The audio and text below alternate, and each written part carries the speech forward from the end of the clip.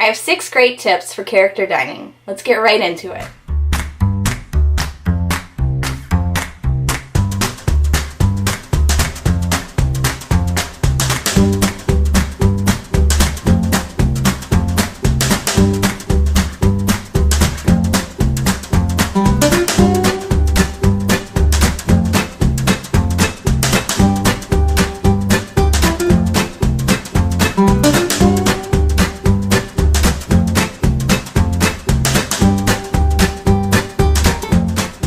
First tip is reservations. Character dining can actually be really hard to come by, so you can book your advanced dining reservations up to 180 days before your visit. Don't let the pressure get to you. You can book your reservation anytime, but reservations become a little less available the closer you are to your trip. About 60 to 30 days out, try and make some plans. Even if it's something that you're not 100% sure you want to do, book that reservation because you can cancel it up to 24 hours before the reservation begins and you won't have to pay any fee. The penalty for canceling within 24 hours is usually $10 a person per reservation. Don't let that scare you. I've actually never paid a cancellation fee when canceling my reservations.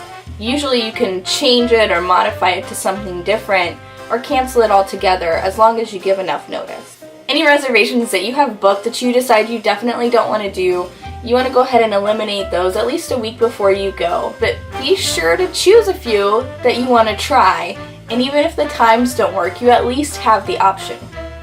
Tip number 2 is breakfast. Some people say it's the most important meal of the day, and for me, I think it's a great way to set the tone for the day.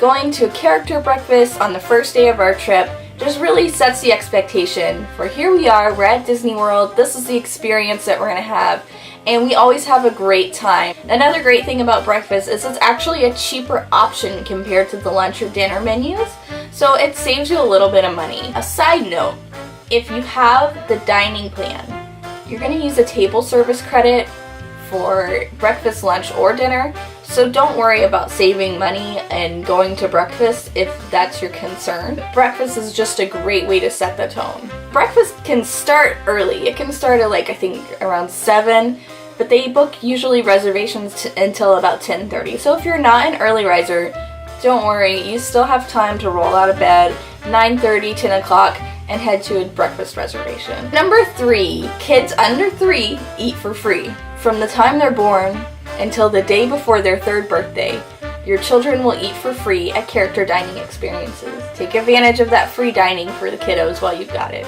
Tip number 4 is food. There's essentially 2 types of food service at character dining. You have family style at Ohana and Garden Grill, for example, and then there's also buffet. So family style, they're gonna bring out a tray of food for the table to share. This is kind of a challenge when you have picky eaters. I'm personally a picky eater. However, I have found that even at these family style dining service restaurants, there's something on the plate that I enjoy. I wouldn't rule out family style just because you have a picky eater. The buffet is pretty self-explanatory. It's a buffet. You can get buffets at places like Crystal Palace, Tusker House, and Hollywood Inn Vine. My favorite of those is Tusker House for the offerings that they have. The only drawback to the buffet, you have to be in your seat when characters come by in order to meet them. And of course, if there's a buffet, you're probably gonna get up and go to the buffet while you're there and not sit and wait for the characters the whole time. So you kind of have to work that out, but it's not as hard as it sounds. Number 5, meeting characters. Here's a pro tip on tip number 5. Bring your own camera. PhotoPass isn't always available, and in my experience, I've never actually had a PhotoPass interaction while at a character dining experience, but I did see them at, I want to say it was Ohana, but they were only with sticks. So here's a couple of tips on meeting characters. The characters are going to come around to tables in a designated predetermined order. They don't prioritize any guests, so they're not going to prioritize meeting children over adults or vice versa, and they're not going to prioritize any specific family. They're going to go to each table in a pattern, and they do that each time. Be patient. Those characters will come around to meet you and your family and take pictures or sign autographs, and when they do, my only tip is to be there. So if you're at a buffet and you're concerned that you're gonna miss the characters, ask a server, and let me emphasize that you don't need to wait for your server. Ask any server if there's enough time to go to the buffet and return before the characters come back. If the characters are close by, the server might tell you they're gonna be at your table soon. And usually the servers will come around and tell you before the characters come, so that way you know that they're coming. So you kind of have some advance notice. If you want to meet all the characters at a specific character dining experience, it can take a long time. It might happen really fast, but my personal experience is that if you want to meet every single character, it usually takes an hour to an hour and a half, more like the hour and a half time frame to meet them all. So meeting the characters is lots of fun and it's definitely worth it to do. Tip number 6. I hope you like pineapple drinks. Every single character dining experience that I've been to has had some sort of unique, special drink that is based in pineapple juice. Usually it's like pineapple, grapefruit, orange juice.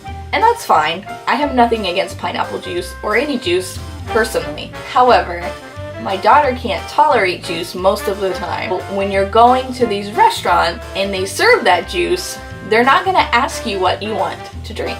They're just going to bring you that juice. Tip number 6 is when you are seated, you want to ask for your drink if you want anything other than juice. They will not bring you water, they will not bring you tea, they will not bring you soda, and they won't even ask most of the time if you want one of those options. If that's something that is important to you, because it is to me, then you want to ask when you're being seated. And that leads me to tip number 7. I wasn't sure if I wanted to do a full 7 tips on this, but I find that in most of my other tips, this seems to be a little bit of a theme. So tip number 7 is patience. It's gonna take a long time to get a character dining experience, but this is a character experience, and keep in mind, you might wait in line for as long as you're eating for a character experience, and you're actually going to get, I think, at least 4 out of almost every, if not every, character dining experience. You're gonna get 4 character interactions. The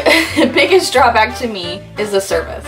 And I don't want to in any way say that cast members don't do a great job, because they do a great job, especially in food service. Food service can be a demanding job to do, and it can also be thankless. So I don't want to come across as saying that food service people are lazy or in any way like that, because I don't think they are. However, every experience I've had at character dining, the wait in between when your server comes is long.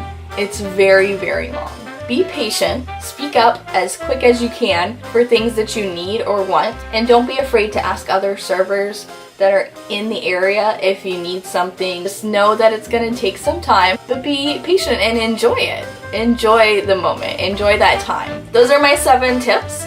I hope you get to enjoy some great character dining. Some of my best memories and most fun experiences have been character dining. I really, really enjoyed them, and I'd be happy to do some reviews of my favorite character dining experiences. If you guys have any questions about this video or anything I've talked about in the video, or there's anything that you want to see me talk about, be sure to let me know in the comments. I hope you like and subscribe, and I hope all your dreams come true.